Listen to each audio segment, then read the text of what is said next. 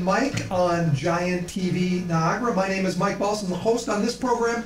We usually take a look at politics, but we also try to take a look at some social issues. And I'd like to introduce you from time to time to some people working for the betterment of the Niagara community. And today, that's what we're doing. In the studio with me, Tammy Dumas. Am I pronouncing that correctly, or Yes. is it Dumas?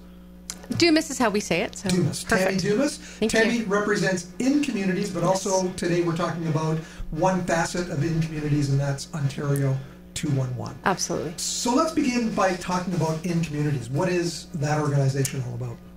Well, thank you. So In Communities is a community information center. And it's been in the Niagara community for 44 years. We, to many, will be better known as Information Niagara. So for about 40 years, we were called Information Niagara. And when we started delivering information and referral through 211, our service area expanded a little bit beyond Niagara. So the name was rebranded to In Communities to better reflect that. But as a community information center, that's essentially what they do. It's information and referral. And they started long before the days of Google and the internet. So it's been interesting because as a community information center, we've had to sort of evolve and adjust with technology. Where do we fit in? But we provide, our mission is connecting people to the services that they need, the community, social, health services that they need through information and referral. And that's where the 211 line comes in. We'll talk more about 211 for sure, but we have a couple of other programs, and one that we're very proud of is, for years it was known as Interpreters Niagara Hamilton. Now, I understand over 150 different languages. Is that true? So that's an interesting, so there's 150 different languages that people can access service through 211. But that's actually not our interpreters program. Okay. So that's the provincial 211 helpline. Right. So people can access, they can dial 211. But you have an actual interpreter's service. Absolutely. We have a local interpreting program.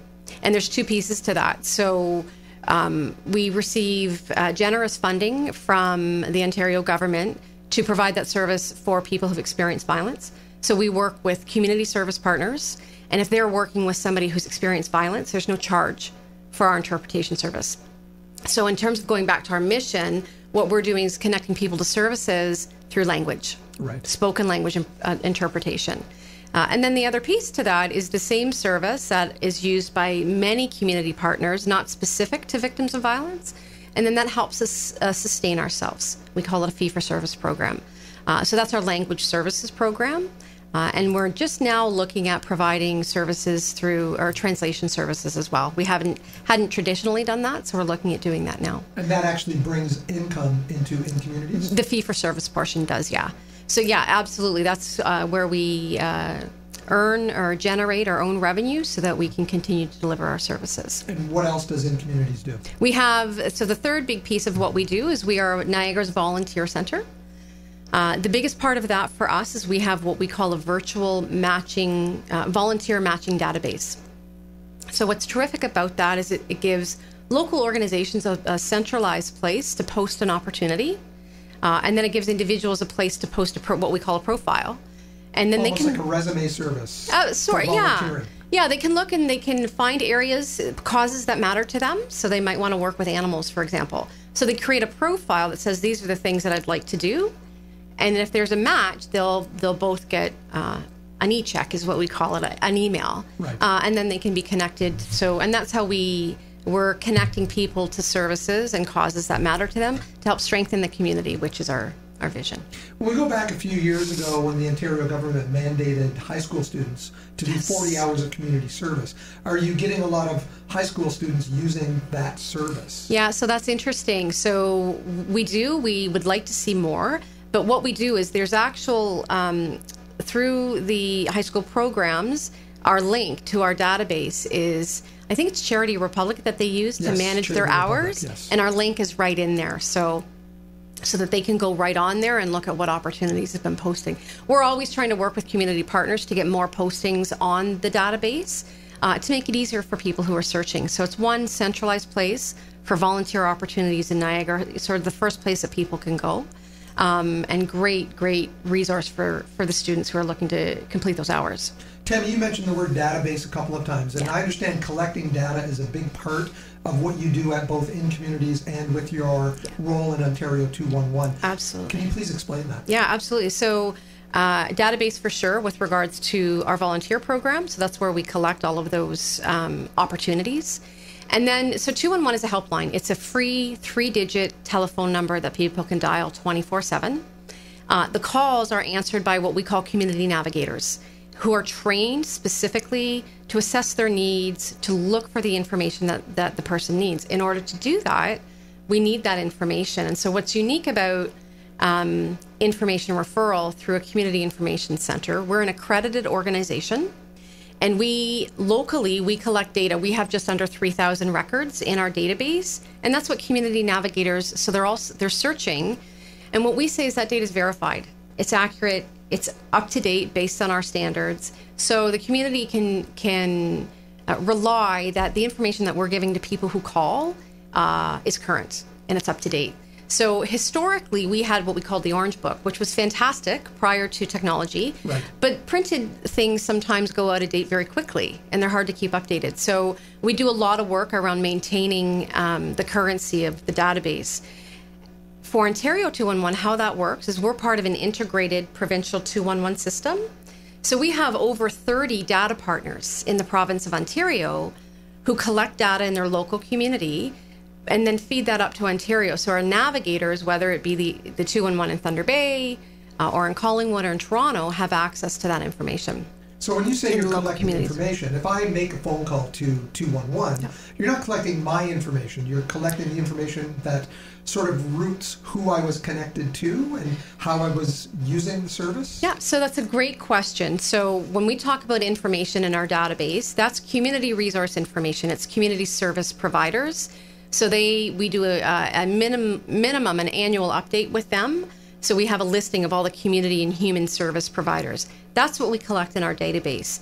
In terms of people calling 211, it's 100% confidential. So we do not collect the names of people who call. So there's no tracking of people who call 211. They're unique callers. What we'll do is we'll ask somebody for their postal code if they'll share it so that we can better do a sort of a deeper dive into the database so that we can pull out the referrals that are that will meet their needs. When I call 211 and I'm here in St. Catharines, and you say Ontario 211, you are operating beyond Niagara. So how do you match me with a community resource in Niagara? Is it through questions? Yeah, oh, absolutely. So postal code gives us a sense as to where you're calling from, where you live. But that's what the navigators on the phone are really trained well to do, is assess an individual's needs, because we're certainly not a crisis line, but if somebody does call in crisis, they might identify one thing, but there may be a few other things that we can help them with. They might have multiple needs. So the community navigator certainly does that assessment, and if they find out this person is from Niagara and perhaps they're looking for mental health or addiction services, then they'll do that search and they'll also do it sort of per location in terms of what's closest to that individual. So they'll really try and narrow it down, because what we do is we provide a couple of referrals to people to get the help that they need. And then what we try to do as well is follow up with individuals. So it's one thing to be able to give out information and phone numbers. We want to make sure they got the help that they needed. So we'll do follow-up. We'll ask the individual if they would agree to a follow-up phone call. And if they do, we'll set an appointment and time that works for them, and we will call them back to see if they connected to the referrals that were provided, or if there's any other help that we can provide them with. And to see what successes came out of it. Absolutely. If their needs were met, and in the data world of the data that we collect, so the service data, we call it sort of needs and unmet needs. These are the needs that people have. And are any of those needs unmet? And that means is they couldn't connect because waiting lists are too long, they were ineligible, there perhaps was a cost that they couldn't meet, or the service simply didn't exist. Does any of this inform how money is funneled to some of those services, as far as the use or the effectiveness of some of those services? So, great question. I think what's important to us is that we have good data that can help to inform community planning around the the human needs in our local community. So we can identify. Sometimes it's interesting because if the calls that are coming in, we might be able to identify a trend before it's actually a thing. But the suicide dilemma, or I guess trend that is happening right now in Niagara. For sure, if we had those kinds of calls. So we are collecting data. We can see. So we have reports that we can provide back to the community to say, these are the top calls that we received in our community and the communities that we serve. Health-related and income support services are in that category. In Niagara last year, for example, in 2018, just in Niagara, we received just under 30,000 calls. And we can track so the majority of the callers to our line are female. They are certainly older adults in the way that we track them. Right. But that's the data that we can feed back in terms of, and what are the highest unmet needs. So we can share that back with communities to help at different tables and municipalities to help inform planning. It doesn't always have to be phone calls as well. You accept emails, and there's also a chat service. Absolutely. So the Ontario 211 system just recently launched chat. I say recently, at the beginning of the year. It was important to us to make sure that we have as many methods as possible for people to get a hold of us. So you can go to the ontario211.ca website. There is chat available there. You click on chat and can ask your questions through chat. Email is also available. And then simply by dialing 211, which is available 24/7. And in making the telephone call too, there's that human connection sometimes that people need, and we can help. With that service navigation, sometimes it can be fairly complex for people trying to find that service on their own. So in terms of making the call, we've got somebody, what we say, doing a bit of the heavy lifting for you. You mentioned something a little bit earlier on that it's not a crisis line, and I think we need to clarify that, right? Correct. 211 is not a crisis line. Correct. It's often for someone who might feel that they are having a hard time with something, though it might be that first place to turn before it gets to that crisis point. Absolutely, and thank you for that, because we're not a crisis line. We do call ourselves a helpline, and we're called a public inquiry line. But we are that place of people, our tagline is, life can be hard, finding help can be easy. So for people who don't know where to turn, and that's touches on what I was just saying in terms of sometimes it can be so complex looking at the human service system, and I don't know what I need, or I'm not sure where they are. Just making that phone call and having somebody who is familiar with the system and can help narrow that down for you. Again, do that follow-up if you didn't connect the first time, or if you did, what else might you need? But it's an easy place. It's an easy to remember phone number. Right. So people don't need to write down multiple different lines, but we will absolutely get you to those lines that you need. So, and sometimes we can do that as well through warm transfers if people are calling, and we'll stay on the line with people to make sure they connect to another human. Yeah. With another human. Yeah. It's almost like a Google on the phone, but that's the way I look at it. And when I surfed the web and did a search for instance, mental health services in Niagara, I get a lot of, and I'm doing this on Google, I get a lot of information that I don't need. So I have to weed through it on Google. And when I search, because you can do a search within the Ontario 211 website. Absolutely. And using that search bar, again, I got some extraneous ones. So I even put Niagara in there, but I got something that was some in others. Scarborough sometimes. Yeah. So it's interesting to me that, and I've said this for years, computers aren't perfect. And Google's not perfect. Right. All of these things are not perfect. That human element, to me, allows, you say that the people that are receiving these calls are trained.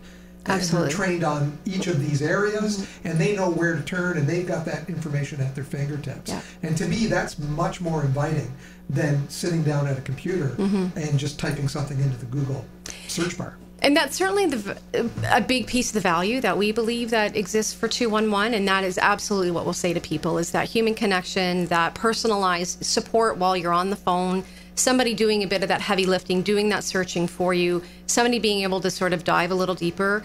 What I will say is the difference, the other thing is, being accredited is the information in our database that we're pulling up is verified, it's accurate. So there are pieces around, we have a local community information database that I had mentioned, the Niagara Community Information Database, where we get our local information. But when people are going on Google, for example, is what's coming up current? Sometimes the things that you pull up are old, or the agencies don't exist. So that's a safeguard that we have in terms of the data that we have. But the value for us as well is that community navigation piece, that personalized support through the navigators on the other end of the phone. How is this all funded? So great question. We are generously supported by the United Way. So 211 is actually a special initiative or a strategic initiative of the United Way. So we certainly are supported by many United Ways across Ontario, including the United Way Niagara. We're also supported by the Ontario government, provincial government. Some municipalities across the province support us as well, and small events. There have been some changes announced with the new provincial government about funding for things like social services. And I know there was some backtracking from Mr. Ford's government. Are you concerned that funding might change for both in communities and Ontario 211? I think that's always a concern is when you work in the human service sector or social services sector. I do think we need to be mindful that we're in a different environment right now. I think we are, as a system, what we do is very important work. And as service systems and sectors get increasingly more complex, and as things change, we believe the more need for something like 211 that provides that support, that navigation support for people across Ontario, quite frankly. So we've established the fact that 211 is not a crisis line, but can you give me some of the major headings, those areas where we can break down exactly, where 211 might be useful? Yeah, so the kinds of supports people might be calling about? Absolutely. So people can call 211 and ask for employment support programs. They might be looking for, they might need a job, they might want some support putting together a resume. People might be looking for support related to mental health. They might be looking for a mental health program. People might be looking for support related to LGBTQ related issues. So we will connect them to service providers or groups in their area if they're looking for that. Income support for sure. Often we get calls around for people sometimes who are struggling with their utility bills. So what programs are available for them to access? So those are the kinds of calls that we'll get. Disability support, people really struggling to make ends meet. Seniors related issues, people caring for family members. And that's the other piece too, is we get a lot of calls from social service providers who are working with people. So they're calling on behalf of people trying to help them, or family members are calling on behalf trying to help people as well. So there's a lot of different areas, and again, not all of them are related to crisis kinds of things. Healthcare, I might not have a doctor. That's right. You might be able to connect us. That's right. Excellent point. And people, municipal related issues, people sometimes will call 211 for issues related to city services, municipal services. And so if we have that data, if we have that information, we will certainly respond to that. So it's not specifically people who are in crisis who call. What we say is dial 211 and ask the question. If we can help you, we certainly will. Do you have a mission for this year 2019, like a target number of calls or anything like that? So that's a great question. I think what we want, our focus is making sure that we get the word out. What we know, what we hear is not enough people know about 211. So we certainly are receiving a lot of calls. So as I had mentioned, just under 30,000 in Niagara alone. And our goal is to make sure, really, we want people to call if they need our service. And we believe that people need it. And if we can do a really good job of getting the word out there, that more people will call. And it is really something that is not linked to one particular municipality here in Niagara. All 12 municipalities, you will lead people to the services in their own area. Absolutely, and across Ontario for sure. So we're looking wherever people are calling from, whatever service they might need. We're going to try and connect them to what's available in their community. If there's nothing available in their community, then we'll look elsewhere and help them as best we can. Thank you very much, Tammy. Thanks for coming in. Thank you for having me. I appreciate it. I do want to say that I met Tammy a couple of months ago under the guise of my other job as a high school teacher, and we worked together with Tammy and myself and a number of other high school teachers. Very exciting. And it would be great to expand the knowledge of 211. I think you did that by coming in and speaking to the students. So any help getting that word out absolutely is perfect. So again, as their tagline says, finding help can be easy when you don't know where to turn. Call 211 or get help at 211ontario.ca is the email. Tammy Dumas from In Communities and Ontario 211 joining us on the Open Mic Show on Giant TV Niagara. Thanks for watching.